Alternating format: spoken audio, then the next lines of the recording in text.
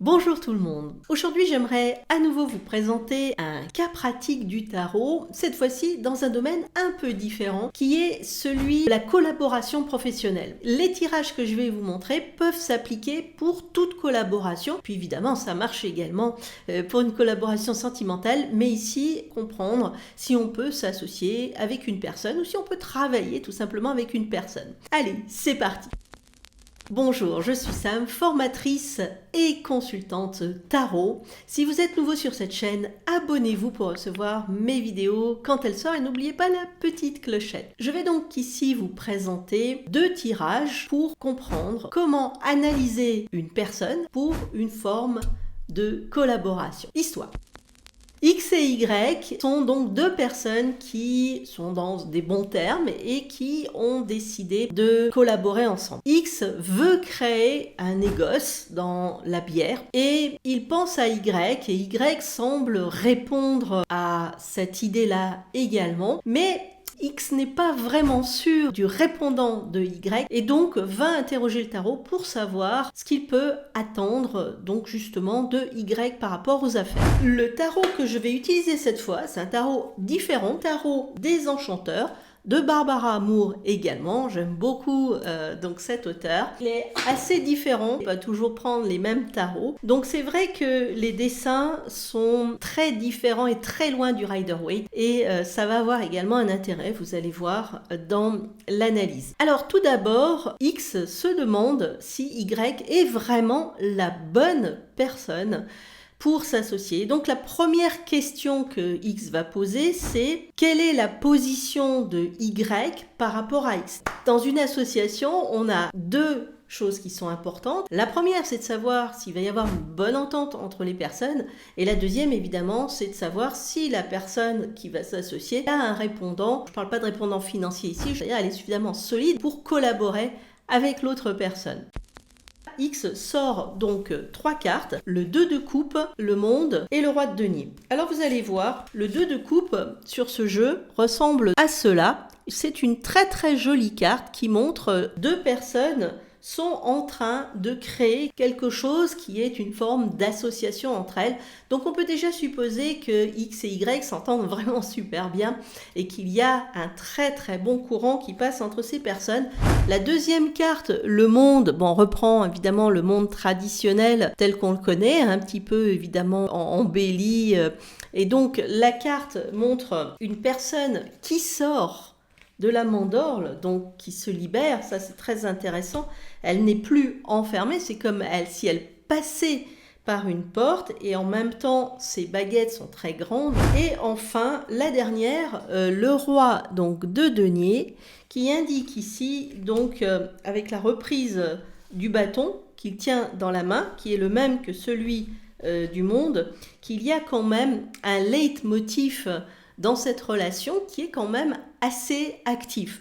En même temps, cette relation, elle a un côté, on va dire, amical, affectif, amical. Ces 2 personnes sont très soudées entre elles et il y a une forme d'envie d'avancer, d'aller, de créer des choses. Et le roi de denier montre le côté pratique de cette relation qui est également orienté vers le matériel. Donc ici, par rapport à ces 3 cartes, on pourrait dire que effectivement, la relation entre X et Y est excellente et que du côté de l'entente, il y a vraiment de très bonnes bases pour créer une belle collaboration. Alors normalement, on s'arrêterait là, souvent, quand les personnes posent le tarot, pour savoir si elles peuvent s'associer avec quelqu'un. Donc ça, je le dis donc en matière professionnelle, en matière de collaboration, de tout ce que vous voulez, mais également en matière sentimentale, c'est la même chose. Quand on s'arrête là, on a oublié un pan, surtout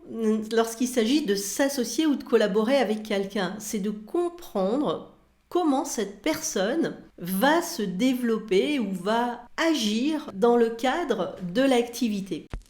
Et donc là, c'est intéressant de faire un nouveau tirage et justement de le confronter avec le précédent. Alors, X demande donc à quoi peut s'attendre X dans le développement de son activité avec Y. Et là, c'est intéressant, les cartes qui sont sorties, puisque en tirant les cartes, alors j'ai préparé avant, je ne le fais pas tout au hasard, parce que justement, je me suis préparée pour la vidéo. J'ai tiré les cartes et c'était assez amusant, parce qu'en tirant les cartes, il y a d'autres cartes qui sont sorties 2 fois en même temps. Elles n'étaient pas collées pourtant. Elles permettent justement de nuancer. C'est-à-dire que quand vous avez une carte, vous tirez une carte sur une position, et puis qu'en tirant cette carte, vous en tirez une deuxième sans le vouloir, la carte va nuancer ou en tous les cas préciser la carte que vous avez tirée. Donc ça, c'est une notion qui est très intéressante. Au départ, un tirage en 5 cartes qui finalement a été un tirage en 7 cartes. La première carte qui est tirée, c'est le 5 de denier et la carte qui a été tirée en dessous, c'était le fou. Puis ensuite, j'ai tiré l'étoile, le 9 d'épée, la lune, j'ai tiré en dessous le 4 de denier et enfin, j'ai tiré l'as de denier. Alors, les premières choses qu'on peut remarquer, c'est que le tirage est composé de deniers essentiellement, puisqu'on a 1, 2, 3 cartes de denier sur l'ensemble, qu'il y a 2 cartes majeures, donc l'étoile et la lune, et puis nous avons une carte d'épée qui est quand même, on va dire, angoissante. La première carte qui sort, c'est le 5 d'épée. Alors dans ce jeu, comme vous voyez, le 5 d'épée montre un bâtiment hyper imposant, il y a de la neige et tout, le personnage est absolument minuscule. Ce 5 de denier indique que c'est pas facile, il essaye de s'éclairer là avec sa petite lumière, je sais pas si vous le voyez, mais il se sent tout petit par rapport à l'environnement. Donc là, on va déjà pouvoir déduire une chose, c'est que Y ne se sent peut-être pas à la hauteur de cette collaboration. En tous les cas, ça a l'air d'être une tâche gigantesque par rapport à ce projet. Et la carte qui a été tirée en dessous, c'est la carte du fou. Et si on interprète cette carte du fou donc en nuance avec cette carte-là, vous voyez, on pourrait l'interpréter en disant que ce fou est en train de regarder le vide et en train de voir que la plume et la rose sont en train de tomber dans le vide. Donc il y a une peur de perdre, financière sans doute, qui est très importante et que Y ressent très fort. Donc déjà, vous voyez, il y a un très fort contraste seulement avec ces 2 cartes, avec le tirage précédent, c'est-à-dire qu'entre la relation qui existe entre ces 2 personnes et la collaboration qui pourrait avoir lieu d'un point de vue affaires, la psychologie de Y change du tout au tout. Donc la carte suivante, c'est l'étoile, qui fait référence sans doute, évidemment, à leur relation qui est quand même normale, cool. Il y a un échange et les choses vont bien, mais cette étoile, elle est en sandwich, on va dire, entre le 5 d'épée et le 9 d'épée. Alors là, le 9 d'épée, il est marrant, on dirait un fakir, mais en tous les cas, entre le 5 de denier précédent et celle-là, comme vous voyez, ces cartes-là montre vraiment des difficultés qui sont presque insurmontables pour Y.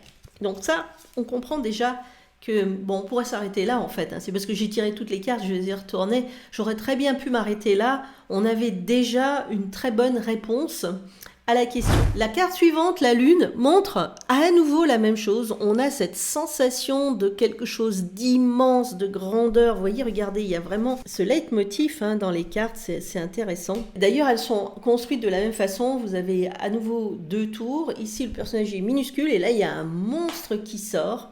Donc la peur de l'inconnu et que dans cet inconnu, il y ait quelque chose de monstrueux qui se retranscrit à travers le 9 d'épée. D'ailleurs, les cartes, elles sont à peu près de la même couleur. Donc, on constate qu'il y a quand même une cohérence dans tout cela. La peur de Y est une peur non formulée, qui est une peur de l'inconscient sans doute, qui est une peur de se lancer dans les affaires, d'avoir l'insécurité et qu'il y ait une grosse bête qui sort et qui gâche le tout et qui crée sans doute un problème financier. Très probablement. Donc on peut dire que Y a vraiment très peur de se lancer dans les affaires. La carte suivante, c'est le 4 de denier.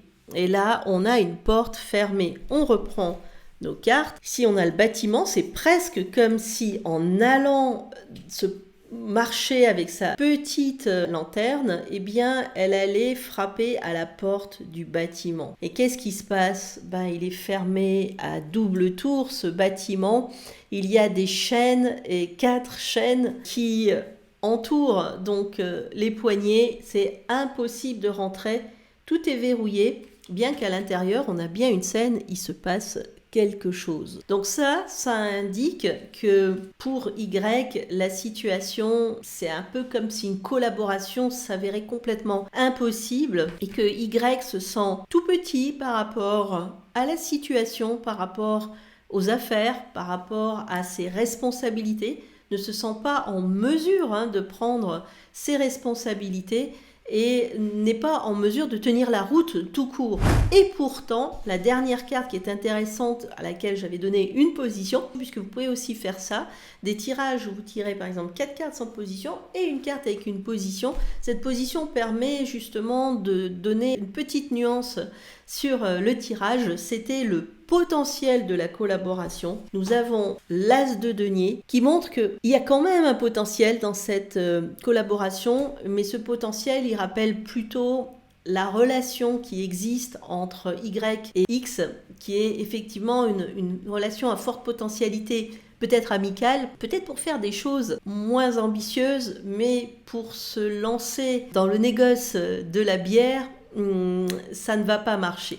Parce que Y va se défiler, il y a beaucoup trop de peur, c'est insurmontable complètement et ce n'est pas possible. C'est une façon de vous présenter ici très brièvement 2 tirages pour bien sonder une personne lorsque vous souhaitez faire une collaboration. Vous pouvez faire la même chose, par exemple, si vous allez vous marier ou alors si vous allez vivre avec quelqu'un. Vous pouvez faire la relation d'un côté et puis ensuite la réalité de la cohabitation entre vous et tirer 4 cartes et puis une qui marque le potentiel. Vous allez voir, c'est vraiment très intéressant. C'est pas parce que le tirage sera, va vous mettre des petites alertes, notamment pour la cohabitation par exemple avec quelqu'un, qu'il faut tout annuler, mais simplement savoir que s'il y a des problèmes, eh bien le tarot est là pour vous avertir et justement pour faire de sorte à ce que les choses puissent